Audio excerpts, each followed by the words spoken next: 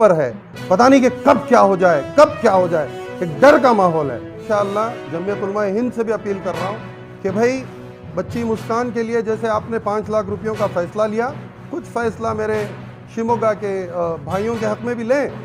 शिमोगा के वो लोग जो 130 घरों को जला दिया गया, गाड़ियाँ जला दी गई। अभी तक कुछ भी फैसला नहीं आया हमारे स्टेट में। अभी जो डिबेट करें सारे लीडर जो कोर्ट में मामला है, ये सारे केस को लेकर किस आपका क्या एक ओपिनियन है? अल्लाह की ज़ात से उम्मीद है कि इंशाअल्लाह फ़ैसला हमारे हक़ में होगा। हमारी बहनों की इस्मत पर बात आई है तो गैरत भी खामोश बैठने का इशारा नहीं करती। तो मेरी बात यह है कि फ़ैसले का इंतज़ार है। अल्लाह करे कि फ़ैसला हमारे हक़ में हो जाए ताकि इस रियासत का अमन व सुकून बरकरार रहे। सर फैसला तो एक अपनी जगह ठीक है, वो तो होगा, लेकिन जो इस वक्त रियासत के हालात हैं, कहीं जो है फ़िरक़ा वाराना फसाद मच रहा है, कहीं कत्ल हो रहे हैं, तो इन तमाम चीज़ों को आप किस तरह से देखते हैं? क्या ये सब चीज़ें जो है लाइन ऑर्डर कहीं पर फेल्ड है या क्या है? देखिए अजद भाई, रियासती हुकूमत जो वादे कर कर आई थी उनमें से एक वादा भी पूरा नहीं कर सकी। फॉरेन इन्वेस्टमेंट इनको कोई देने के लिए तैयार नहीं है और इनके पास अब एक इलेक्शन आ रहे हैं, नज़दीक हैं, बहुत करीब हो गए, पब्लिक के सामने जाने के लिए इनके पास कोई चेहरा नहीं है। तो ये आखिरी दर्जा ये इख्तियार कर रहे हैं कि जिस तरीके से उत्तर प्रदेश में पिछली बार हिंदू धर्म के कस्टोडियंस बनकर गए थे, वही ट्रायल ये इस बार भी ट्राई करना चाह रहे हैं। इंशाल्लाह ये नाकामयाब होंगे। तो इसकी वजह से ये ज़ाफ़रानी रंग घोलने की जो कोशिश हो रही है, वो सोच के ख़िलाफ़ आवाज़ उठाना, डट कर खड़े होना आज हम सब की जिम्मेदारी है। क्योंकि आप जो है काफ़ी मीडिया के अंदर आपके डिबेट देखे गए, एक शख्स जिसकी मौत हो गई, जिसकी हत्या कर दी गई, उसके घर वाले काफ़ी दुखी हैं इस वक्त आप उसको इन हालात में आप उसको जो है आतंकवादी कह रहे हैं, देशद्रोही कह रहे हैं, ये कहाँ तक जो है मुनासिब है? क्योंकि सोशल मीडिया के अंदर भी देखा कि काफ़ी आप अलग उसको इस तरह कह रहे हैं। कत्ल करने का हुक्म किसी को नहीं है, ये सरासर गलत है। ना इसकी इजाज़त क़ानून देती है, ना इसकी इजाज़त शरीयत देती है। कत्ल करने का हुक्म किसी को नहीं है। ये जो 6 लड़के आज जो काम कर दिए, इसकी वजह से आज रियासत एक एज पर है, पता नहीं कि कब क्या हो जाए, कब क्या हो जाए, एक डर का माहौल है। लेकिन कुर्बान जाऊं शिवमोग्गा के नौजवानों पर, कुर्बान जाऊं उनकी अकीदत पर। उन लोगों ने जो हिकमत का फ़ैसला लिया, उनके घरों के सामने आकर उनके खुद के 130 गाड़ियां जलाई दी गई, उन्होंने कोई पलटाकर जवाब नहीं दिया, खामोश रह गए। अल्हम्दुलिल्लाह अमन व सुकून बरकरार रह गया। मैं इंशाअल्लाह जमीयत उलमा हिंद से भी अपील कर रहा हूँ कि भाई बच्ची मुस्कान के लिए जैसे आपने 5 लाख रुपयों का फ़ैसला लिया, कुछ फ़ैसला मेरे शिमोगा के भाइयों के हक़ में भी लें, क्योंकि उनके साथ ज़्यादती हुई है और उनकी खामोशी पूरी रियासत की अमन व सुकून को जो बरकरार रखने का एक काम उन्होंने किया, मैं उसकी तायद करता हूँ।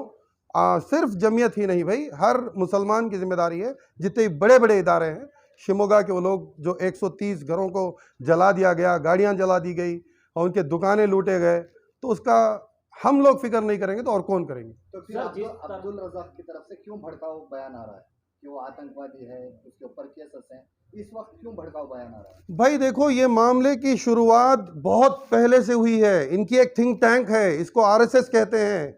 इनकी एक थिंक टैंक है, इनके पास एक व्हाट्सएप की आर्मी है, एक फेसबुक की आर्मी है।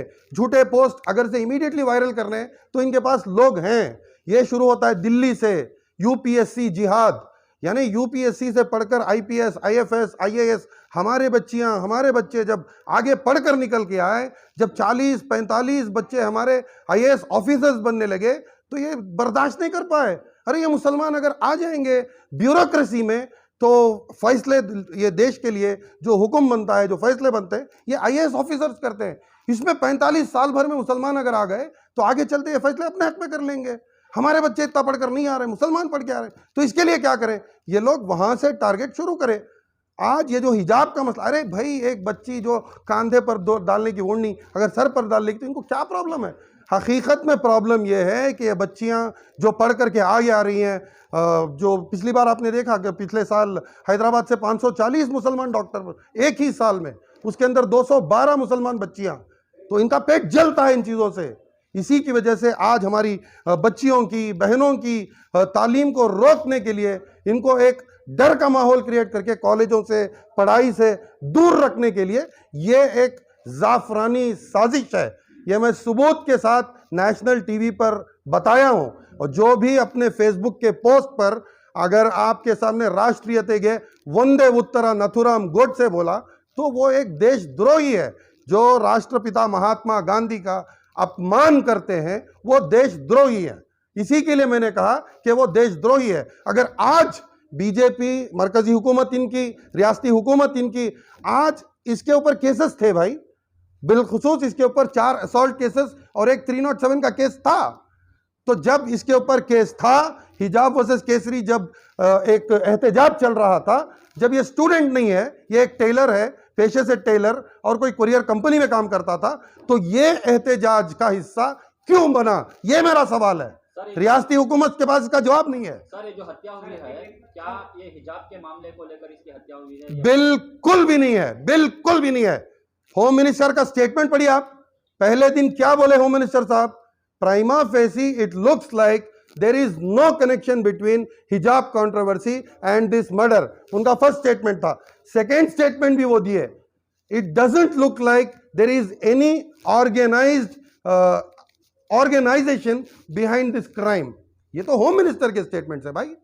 मैं इतना पूछना चाह रहा हूं, 6 महीने पहले कोर्ट में वो जो कातिल लड़का जिसको अक्यूज काशिफ है, काशिफ की और इसकी जाती दुश्मनी जमाने से चलती हुई आ रही है। जेल गया था ये जो हर्षा कत्ल हो गया जिसका, वो लड़का जेल गया हुआ था।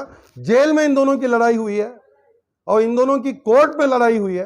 तो जाहिर सी बात है, prima facie it looks like ये एक जाती मसले पर इनका मामले में हत्या हुई है, तो 2 कौमों को रखकर जो है एक बड़ा मसला बनाने की कोशिश की जा रही है। यही तो हमको समझने की जरूरत है। जो मरा था वो कोई संत नहीं था, कोई महात्मा नहीं था।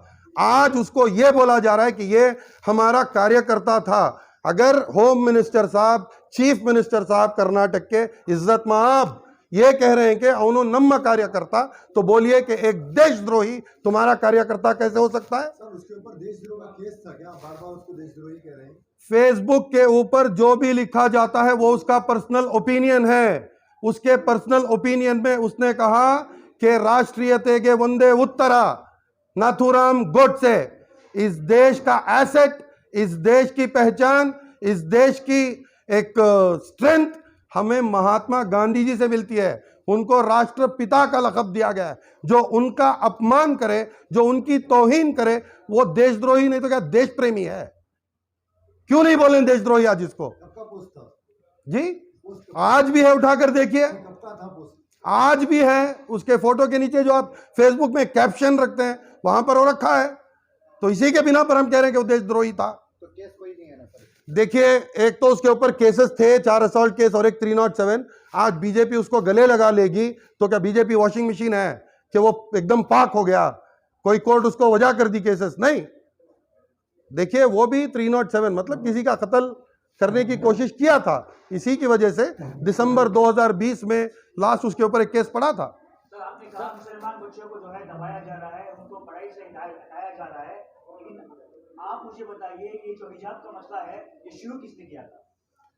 देखिए, 6 बच्चियां हिजाब पहनना चाह रही थी। वो बच्चियां मुसलमान थे कि हिंदू थे? मुस्लिम बच्चियां थी, हमारी बच्चियां, उनके नाम तो है पेटिशनर। जो 6 बच्चियां हैं वो हमारी अपनी बहनें थी। मतलब शुरुआत मुसलमानों ने की थी? बात शुरुआत की नहीं है। 75 साल से हम इस हुकूमत में कई हुकूमत आए चले गए। 75 सालों से गंगा जमुनी तहजीब के साथ हिंदू मुस्लिम भाई भाई मिलकर के इस देश में हमने जिया है।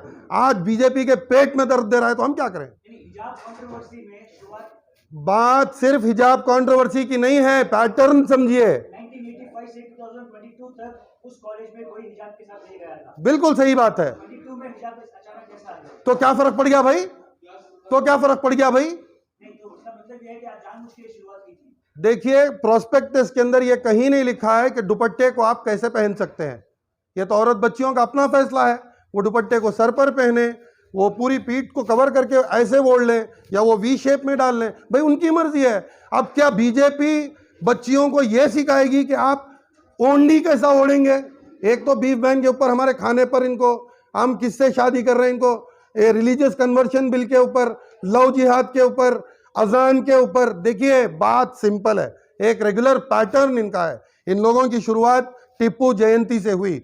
जब इनका मसला आया तो ये लोग हजरत टिप्पू सुल्तान शहीद रहमतुल्लाह अलैह के मज़ार पर आते हैं, तलवार पकड़ते हैं, पेठा पहनते हैं, शाल पहनते हैं, बेगैरत। इनके फोटोज हैं हमारे पास, सोशल मीडिया पर भी हैं। ये आते हैं मज़ार पर, लेकिन जब ये कंट्रोवर्सी कोई बीजेपी वाला शुरू कर देता है तो हर कोई दुश्मन बन जाता है, हर कोई टिप्पू सुल्तान के खिलाफ बात करने वाला हो जाता है। तो भाई जो बीजेपी डिसाइड करेगी वो हक नहीं है। शुरुआत इन्होंने टिप्पू जयंती से करी, वहां से लेकर, मैं लिस्ट गिनवाऊं आपको, वहां से लेकर बीफ बैन के ऊपर इन्होंने कितना तमाशा किया। अरे कर देते बीफ बैन तो एकदम कर देते, लेकिन तमाशा देखिए उत्तर प्रदेश में हाथ फिसल रहा है। उन लोगों को समझ में, जिस तरीके से गंगा में लाशें बही कोरोना में, लोग बीजेपी से नफरत करने लगे हैं।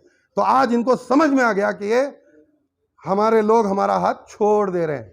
तो इसकी वजह से आज इनको जरूरत है कि कैसे भी करके इसके अंदर एक जाफरानी रंग घोल के, हिंदू मुसलमान करके, कैसे भी करके हिंदू वोट को इकट्ठा करके एक तरफा इलेक्शन जीतने की ये एक साजिश है, ये एक कोशिश है। सर, जिस तरह से डीजे हल्दी और केजे हल्दी में फसादात हुए थे, जिस तरह से वहां पर भी प्रॉपर्टियों को डैमेज किया गया था, उस मामले में जो है 500 से 600 से ज्यादा जो है नौजवानों को गिरफ्तार करके जेल भेज दिया गया था। लेकिन शिवमोगा में भी सेम तरह के हालात रहे हैं, लेकिन आज तक इसमें एक भी गिरफ्तारी नहीं हुई है। देखिए आप किस नजर, बिल्कुल सरासर जुल्म है ये मुसलमानों पर। हमने ये बात रखी है, ये बात को आगे बढ़ाएंगे। बस इंतजार है कि मामला थोड़ा ठंडा हो जाए, लेकिन इन्वेस्टिगेशन तो जरूर होगा। और जो कोई भी एक प्रोसेशन में तलवार लेकर के चला जाएगा, ये तो कानून के खिलाफ है। प्रोसेशन में तलवार मुस्लिम नौजवान लाए थे या बजरंग दल के कार्यकर्ता लाए थे? देखिए वीडियोस मौजूद हैं, आप उठा करके देखिए। हमने देखा कि जिस वक्त पर इनकी उस बच्चे की मैयत को लाकर रखा गया था, उस वक्त पर इश्काल ईश्वरप्पा से शुरू हुआ था। जब ये उन लोगों को प्रेजेंट कर रहे थे, कुछ बोल रहे थे, एक बयान दे रहे थे, तो उन्होंने कहा, नानु निम्मल्ली कई मुगुत मनवी मारती यारू कूड़ा ಒಂದು ಕಲ್ಲನ್ನು ಮುಟ್ಟಬಾರ್ದು। इसका मतलब क्या है, इसके पीछे की साजिश क्या है? ये तो छोटी सी बात है भाई। शादी में जाती नको खाना नको नको बोलती, इसका मतलब क्या? और एक दो पीस दाल बोलते। ये सिंपल सी बात है, ह्यूमन साइकोलॉजी है। ये इस बच्चों के साथ खेल गए क्योंकि इनको इस्तीफा देना था। कांग्रेस वाले असेंबली में लेट नाइट तक प्रोटेस्ट किए, पूरी सारी रात प्रोटेस्ट किए, ऑल नाइट प्रोटेस्ट किए, तो 100% इनका इस्तीफा ले लिया जा सकता था। तो जिसकी वजह से ये एक साजिश थी कि कैसे भी करके मामले को अलग रंग दे दिया जाए। सर वही ये बीजेपी के एमपी कहते हैं कि जो भी अक्यूज हैं, जो लड़के पकड़े गए हैं, उनके ऊपर यूएपी एक्ट लगाना बहुत जरूरी है। आज एक दंगा मचा रहे थे, जो तलवार लेके घूम रहे थे, तो उनके ऊपर क्या करना चाहिए? देखिए, आज एक टीवी चैनल पर बैठा था, तो एडीजीपी जो वीरप्पन के टाइम पर थे, एन नागराज, उन्होंने भी यही बात कही। तो हमने डायरेक्ट उनके मुंह पर पूछा कि आप तो तेजस्वी सूर्या के लाइंस दोहरा रहे हैं, कि किसी भी तरीके से यूएपीए एक्ट अट्रैक्ट नहीं होता इसके अंदर। इस देश के अंदर एक साल में एनसीआरबी का डेटा है, नेशनल क्राइम रिकॉर्ड्स ब्यूरो, जो डेटा मेंटेन करता है कि जो भी क्राइम इस देश में होता है, उस डेटा के अनुसार 36,302 मर्डर केसेस 2020 में पाए गए। वो आखिरी डेटा हुकूमत से आया है। तो इसका मतलब क्या है? हर 1 घंटे में 4 कत्ल होते हैं, हर 1 घंटे में 4 कत्ल होते हैं। तो हर किसी को आप यूएपी एक्ट लगाते जाएंगे, लेकिन इसको इस्तेमाल किया गया ना, इस बच्चे को तो एक ये कर लिया ना, मतलब इसको यूज किया गया ना। ये स्टेटमेंट उनके तरफ से आ चुकी होती है, यही एक बहुत बड़ी साजिश है। देखिए, लाल किले पर तिरंगा लहराता है। ये देश, ये मुल्क एक जमहूरी मुल्क था, है, और इंशाअल्लाह अज़ीज़ हमेशा रहेगा। ये कभी हिंदू राष्ट्र नहीं हो सकता। और जो चीज़ ब्रिटिशर्स 200 साल करने की कोशिश करे, ब्रिटिशर्स हार गए। कहीं ना कहाँ बीजेपी थोड़ा सा जीत के करीब नजर आ रही है कि हिंदू और मुस्लिम को डिवाइड करने की कोशिश में। सर, जैसे कि आपने कहा कि कांग्रेस के लोग जो रात भर प्रोटेस्ट कर रहे थे, इसके लिए जो एक मिनिस्टर को जो इस्तीफा देना था, तो ये इनकी आपसी सियासी लड़ाई में तलबा शहीद हो रहे हैं, स्टूडेंट्स शहीद हो रहे हैं। ये हिजाब के मसले से आगे बढ़ गया है मसला। हिजाब के मसले से ये मसला आगे बढ़ गया है। इसको इस तरीके से आप देखा जाए, देखिए कैसे भी करके उत्तर प्रदेश जीतना है, और जो उत्तर प्रदेश अब जीत लेगा आगे चल के उनकी हुकूमत बन सकती है। सबसे ज़ायद एमपीज पार्लियामेंटेरियंस उत्तर प्रदेश से आते हैं, तो कैसे भी करके इनको जीतना है। तो इस मुद्दे को उत्तर प्रदेश में उछालने के लिए, देखिए एक मामूली सा मर्डर है, ऐसे ब्रूटल मर्डर बेंगलुरु में हम लोगों ने कई सारे देखे हैं, ये rarest of the rare crime नहीं है, ये एक मर्डर है, वो भी ज़ाती दुश्मनी पर मर्डर है। लेकिन इसको ज़ाफ़रानी रंग इसलिए दिया जा रहा है क्योंकि उस लड़के का नाम हर्षा हिंदू था, उस लड़के के नाम पर खिलवाड़ हो रहा है, उस लड़के के जो काम थे उस पर खिलवाड़ हो रहा है, इस पर कहीं अपनी सियासी रोटियां सेकने का काम हो रहा है। बस इसको समझकर आप चलें। इससे पहले एक महीना पहले भी जो है समीर शाहपुर एक नौजवान का कत्ल होता है, तब जो है इस तरह का मामला, इस तरह का वबाल नहीं मचाया जाता। एक जब मुसलमान नौजवान का कत्ल किया जाता है, वो भी आरएसएस के कार्यकर्ताओं की जानिब से, तब ये सारे मिनिस्टर्स एमएलए चुप रहे हैं। तब आप इस मामले को किस नजर देखते हैं? बिल्कुल, देखिए आज मुसलमानों का पुरसाने हाल कोई नहीं है। हिजाब के मसले में भी हमने देखा कि मुस्लिम एमएलएज भी थोड़ा एक हिसाब से एक मियाना रवी अंदाज में चले गए। चलिए ठीक है, एक हिकमत होती है, हम लोगों को मान कर चलना पड़ेगा। लेकिन वो उस बच्चे समीर की अम्मी ने एक वीडियो रिलीज़ की है, माशाल्लाह एक खूबसूरत पैगाम है रियासत के लोगों पर। मेरे हिंदू भाई देखें, मेरे हिंदू बहनें देखें, और ये जो लड़के की हत्या हो गई, जो लड़के का कत्ल हो गया, उसकी बहन भी एक बहुत अच्छा मैसेज देती है कि भाई हिंदू छोड़ो, मुसलमान छोड़ो, अपने माँ बाप के बच्चे बनो, माँ बाप की खिदमत करो। ये पैगाम बहुत खूबसूरत लगा। मुसलमानों का पुरसान हाल फिलहाल वो वही एक साजिश है, वही एक साजिश है। स्टेटमेंट रात में बदलाया इसलिए गया कि उसका स्टेटमेंट लोगों को जोड़ रहा है, अगर लोग जुड़ गए तो इनका धंधा नहीं चलता, दुकान बंद हो जाती बीजेपी की। सर एक रियलिस्टिक क्वेश्चन बेस, हिजाब का मसला हो जाए, चाहे ये हर्षा का मर्डर केस हो जाए, आपके जो कम्युनिटी के लीडर्स हैं ये पहली फुर्सत में आगे क्यों नहीं आए? और जब बात मुस्कान की आई, तोहफे देने के लिए सब आगे आ गए थे, इसमें आपका क्या टेक है? देखिए बिल्कुल हक बात आपने पूछी है। आपको अगर ये लग रहा है कि रियासत के जो मुसलमान एमएलएज हैं ये कुछ नहीं कर रहे हैं, आपको अगर ये लग रहा है कि रियासत के उलमाए कराम कुछ नहीं कर रहे हैं, तो मैं आपको सिंपल तरीके से जवाब देना चाहता हूँ। बहुत सारे मीटिंग्स में मैं भी गया हूँ। हर चीज़ को मीडिया के सामने प्रेजेंट करना ज़रूरी नहीं होता, हर चीज़ बताकर नहीं की जा सकती। वो जो एमएलएज का काम है उनका किरदार बखूब वो निभा रहे हैं, जो उलमाए कराम का किरदार है बखूब वो निभा रहे हैं।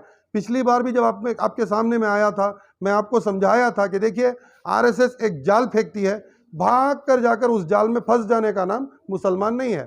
हिकमत भी एक बहुत बड़ी चीज़ है, हिकमत के साथ काम किया जा रहा है। इस चीज़ से लॉयर्स जितने भी जुड़े हैं, उलमाए कराम जितने भी जुड़े हैं, सियासी कायदीन जितने भी जुड़े हैं, ब्यूरोक्रेसी में आईएएस आईपीएस ऑफिसर जो हमारे, हर किसी को लेकर हर के एक मशवरे के साथ बहुत अजीम पैमाने पर काम हो रहा है। मैं रियासत के नौजवानों से अपील करता हूं कि जिस खामोशी का आपने लिहाज रखा है, खामोशी का लिहाज रखे रहें। जब जो करने की बात आपको कही जाएगी बस वो करें।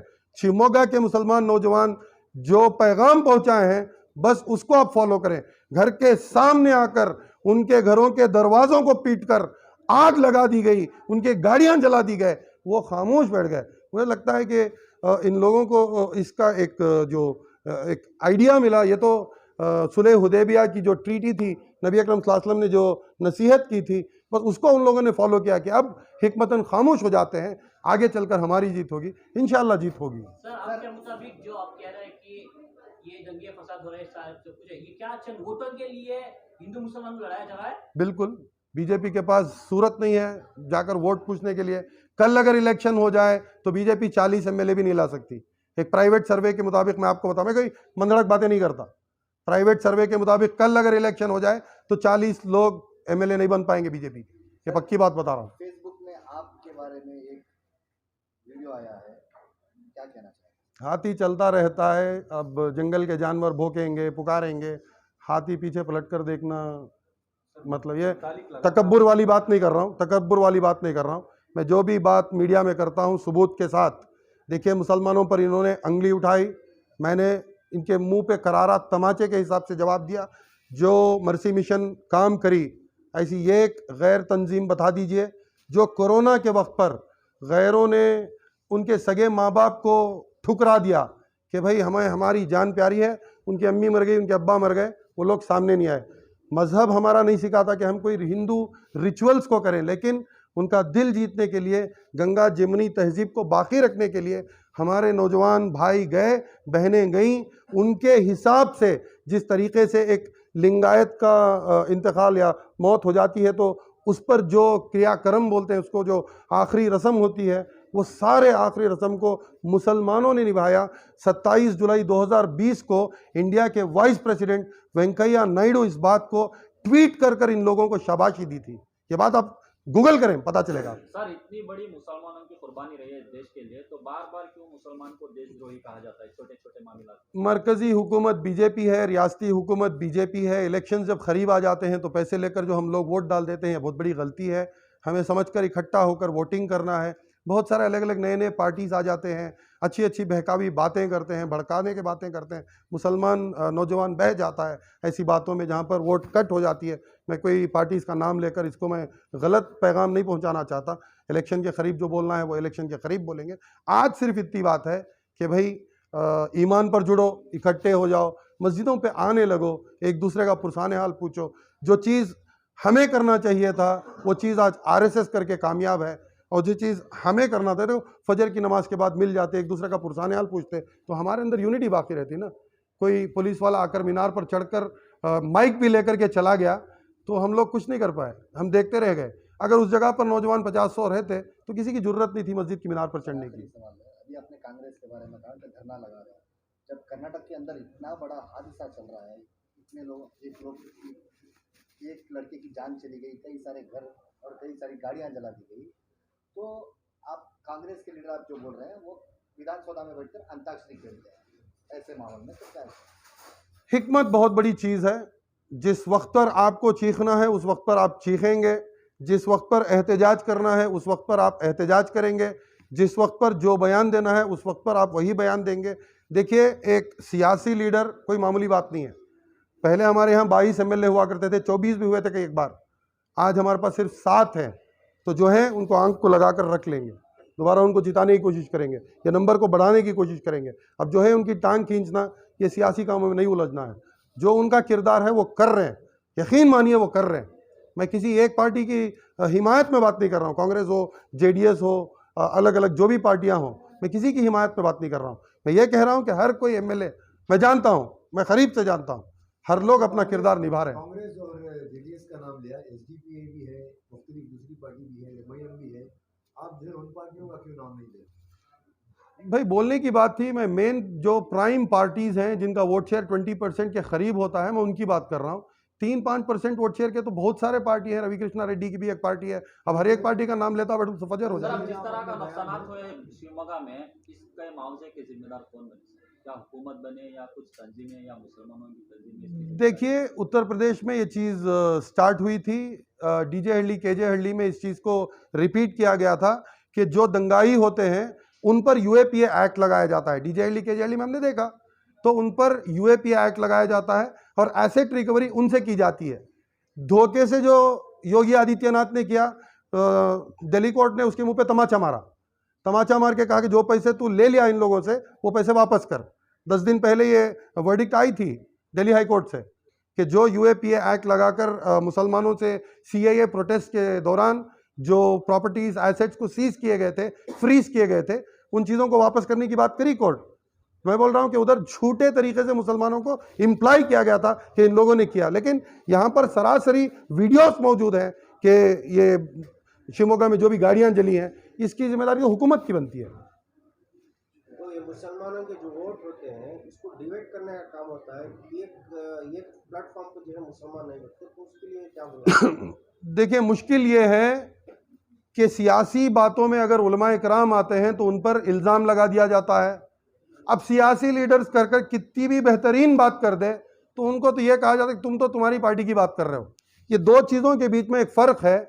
यहाँ पर शऊर मुसलमान, अक्लमंद मुसलमान अक्ल से काम ले कि भाई इस बंदे को अगर मैं वोट दूं तो क्या ये हमारे काम आ सकता है।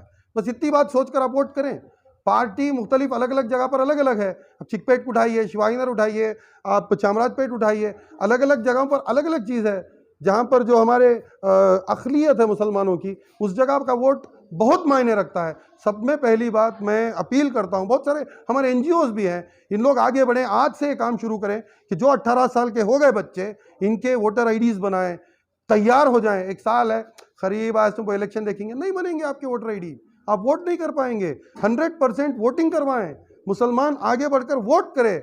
वोट परसेंटेज 60 है तो मुस्लिम वोट परसेंटेज 30 होता है। इस चीज़ में अवेयरनेस लाने की ज़रूरत है, करेंगे इंशाल्लाह। सर, वोट मुतालिक का आज जो बयान आया है, श्रीरंग पटक की मस्जिद को गिराना, जब भी हादसा होता है, जब भी दंगे होते हैं, तब प्रमोद मुतालिक क्यों इतना आगे बढ़ता है? भाई कुत्ते का काम भौंकने का है, कुत्ता का अगर भौंक रहा है तो आपको बुरा क्यों लग रहा है भाई? वो तो हर हमेशा भौंक रहा है। उसको शिवसेना थूक के निकाल दी, उसको बजरंग दल थूक के हकाल दी, उसको कर्नाटक रियासत बीजेपी थूक के हकाल दी, उसको तड़ी पार किया गया मंगलूर से, उसको तड़ी पार किया गया गोवा से। प्रमोद मुतालिक की बात कर रहा हूं भाई।